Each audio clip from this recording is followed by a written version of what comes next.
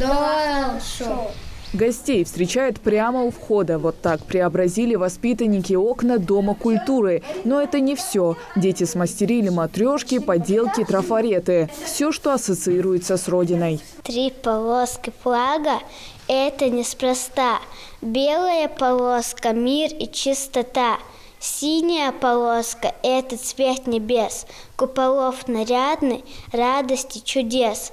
Красная полоска – подвиги солдат, что свою отчизну от врагов хранят. Открыли ДК год назад. Здесь творчески развиваются более 70 детей. Из-за пандемии воздержались от массовых мероприятий. Но, делится руководство, ребята сами предлагают чем-нибудь заняться. Как сейчас они готовят очередные поделки к флешмобу, а другие устраивают концерт для маленьких зрителей.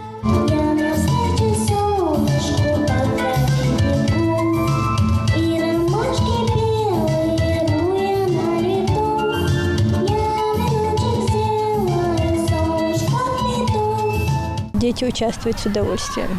Им это доставляет радость, они всегда приходят сюда с удовольствием, работают вместе с нами, иногда подсказывают. В ДК Чумульги тоже основательно и креативно подошли к флешмобу, посвященному ко Дню российского флага. Не только окна тут украсили целую стену, рисунки, надписи, наклейки. В ДК не больше 40 воспитанников, и каждый из них подготовил стихи о любви к своей родине.